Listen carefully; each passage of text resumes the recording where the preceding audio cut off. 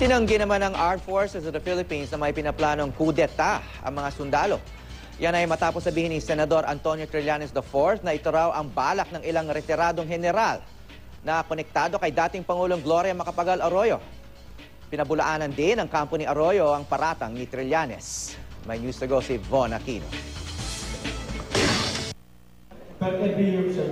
Pagbubunyag ni Senador Antonio Trillanes IV, may mga retiradong general umano ng sandataang lakas na nanghihikayat ng mga aktibong opisyal para lumahok sa niluluto umanong destabilisasyon laban sa Administrasyong Aquino.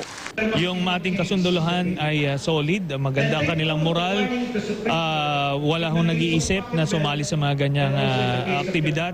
Pero meron pong mga retiradong general na link dun sa dating administrasyon na nakikipag-usap po, pinipilit hikayatin yung mga opisyal natin at mga sundalo.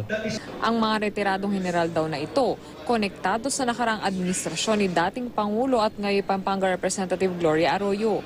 Pero naniniwala raw si Trillanes na hindi magtatagumpay ang planong destabilisasyon. Nung panahon namin, ang issue, yung mismong presidente ang gumawa ng kalokohan. Dito ho, wala pong ganong issue. Hindi naman nangungurakot yung ating presidente. So, anong reason natin? Bakit natin siya tatanggalin? Bumwelta naman ang kampo ni Arroyo sa paratang ni Trillanes. Sa isang text message, sinabi ng abogado ni Arroyo na si Attorney Ferdinand Topacio na hindi raw alam ni Trillanes sa kanyang sinasabi. Ani Topacio, wala raw alam si Trillanes sa kudeta dahil ang kudetang pinlano at nilahukan ng senador noong panahon ni Arroyo ay nabigo. Matatandaan noong July 27, 2003, isa si Trillanes sa mga nagpasimuno sa tinaguriang Oakwood Mutiny.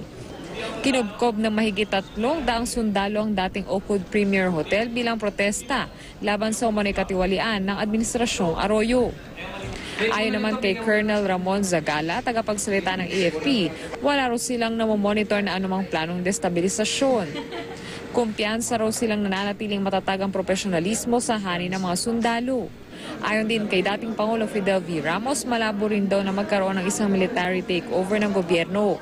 Wala naman daw kasing sitwasyon sa bansa ngayon na posibleng magpasiklab na revolusyon. Von Aquino, GMA News.